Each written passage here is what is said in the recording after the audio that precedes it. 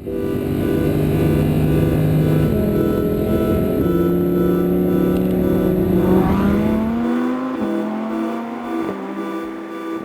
pretty much every supercar brand, you could sum up their appeal in one single word. Ferrari, pedigree. McLaren, technology. Aston Martin, James Bond. Well, I know that's two words, but you get the picture.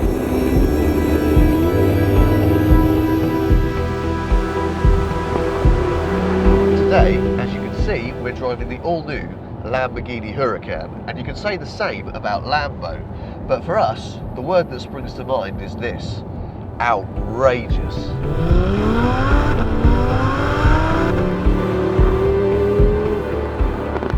Throughout the years, Lamborghini has punted out some of the most mind-bendingly radical cars of any given era.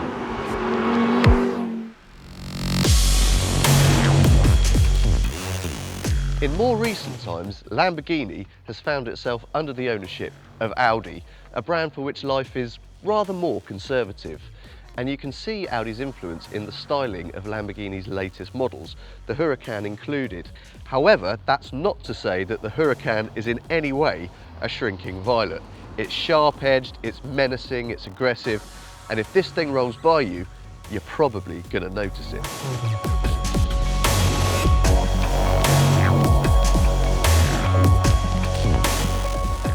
The question is, has Lamborghini gone a step too far in diluting the look of its cars?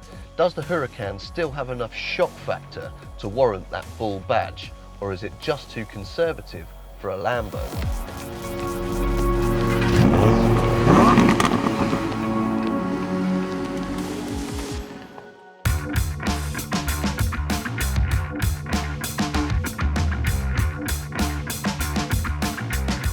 To find out, we've come to the most conservative place we can think of.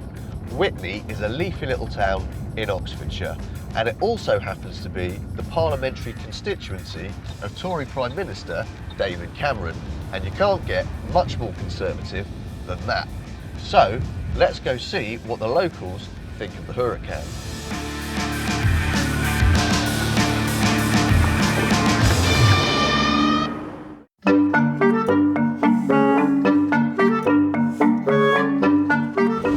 Absolutely fabulous. I wouldn't mind a present if somebody wants to give me a little present.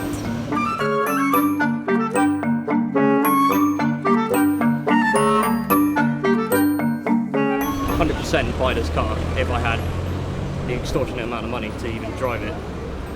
If I won a lottery, first car in my mind, I'd probably buy that.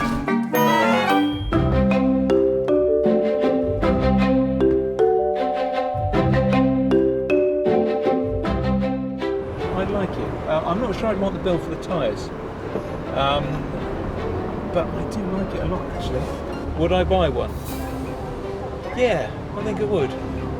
I'd have to retire my Impreza, but yeah, I think I'd be prepared to make that sacrifice.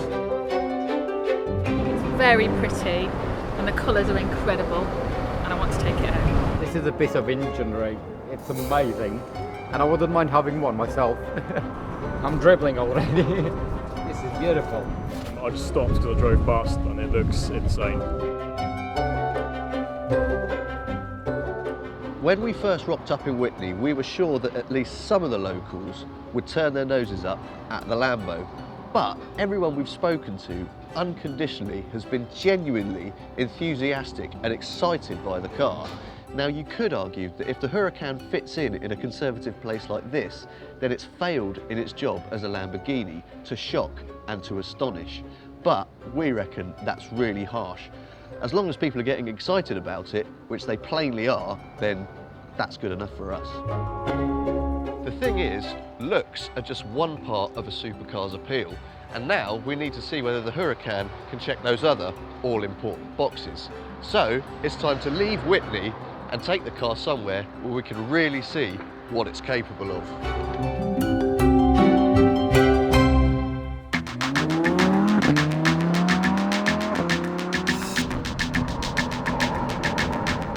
So our visit to Witney showed us that the Huracan has things nailed in the looks department. But being a supercar, there's another thing it simply must have, and that is insane speed. And the second stop on our journey will let us show exactly what the Huracan is made of, but in a very safe and very legal way. We're heading to the Brunting Thorpe Proving Ground in Leicestershire, where there happens to be a very straight, very long runway.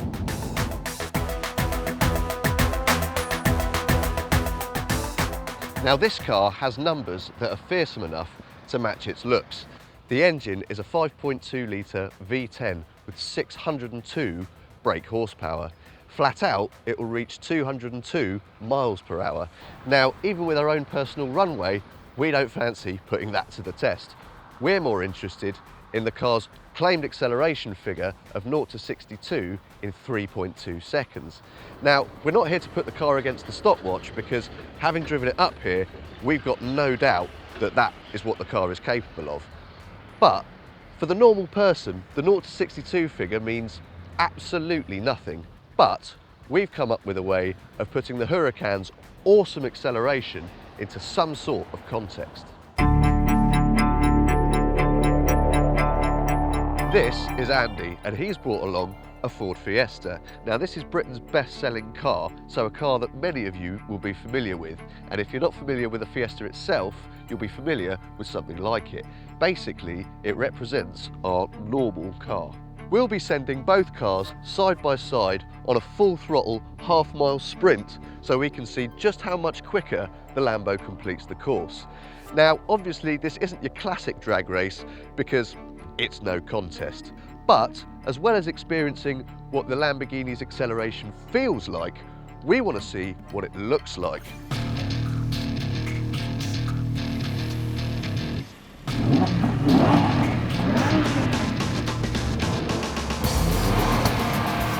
Well, we've got launch control, but I don't think I'm going to need it to win this race, so let's just get going.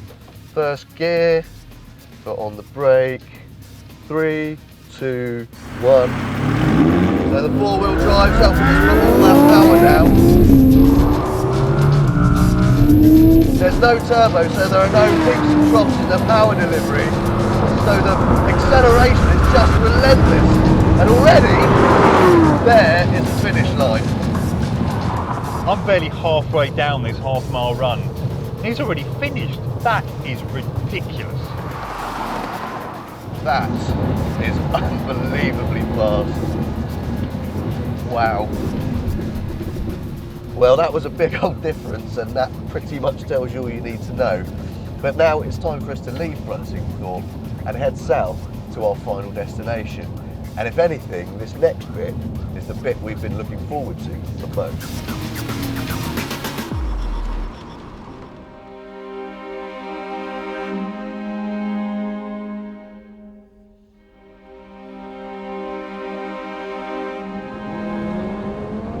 Obviously, supercars are about much more than just straight line speed.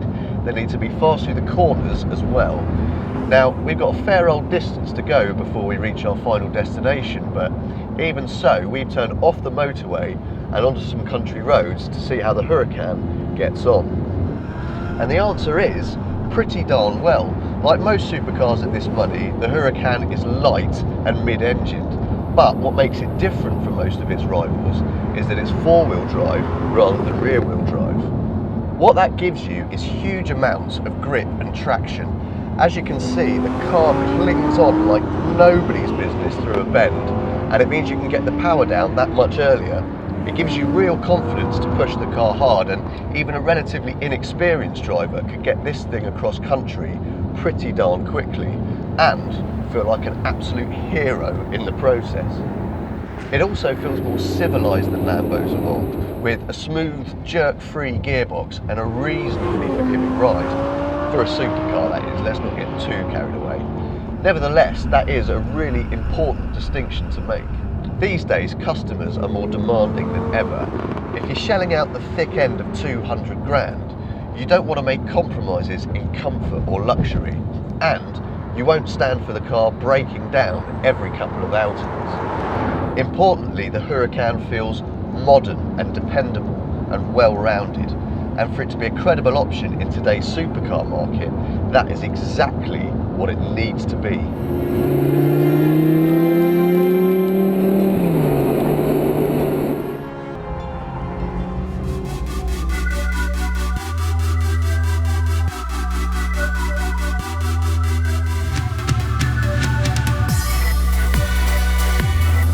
Well, it's been a long old day, but at last we've made it to our final destination.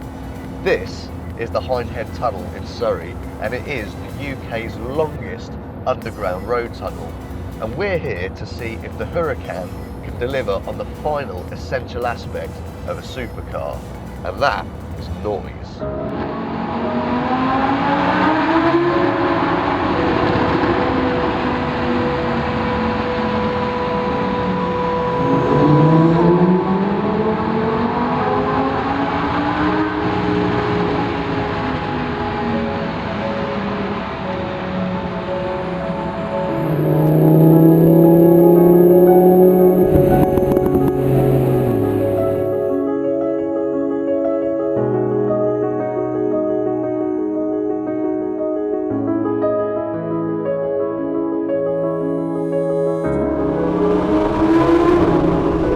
We got a flavour of the noise earlier on at Bruntingthorpe, but because of the track's strict noise regulations, we weren't allowed to run the car in the sportiest two modes, both of which make the exhaust even louder.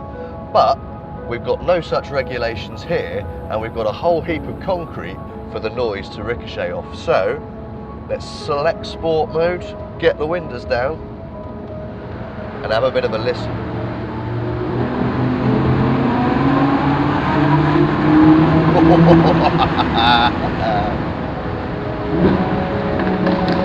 Oh, that doesn't sound bad.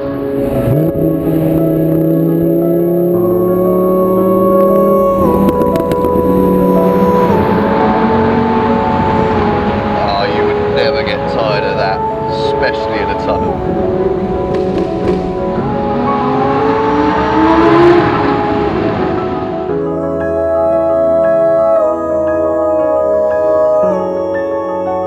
Our time with the Huracan has shown us that of all its attributes, it does indeed have the one ingredient that is essential for any Lamborghini, and that, my friends, is drama. Whether it's the noise, the looks, the pace, the handling, there is plenty here to get your juices flowing. Granted, it's not the most polished supercar out there, but we still think it's the best car that Lamborghini has made in many, many years. Now, if you'll excuse me, I'm off to make a bit more noise.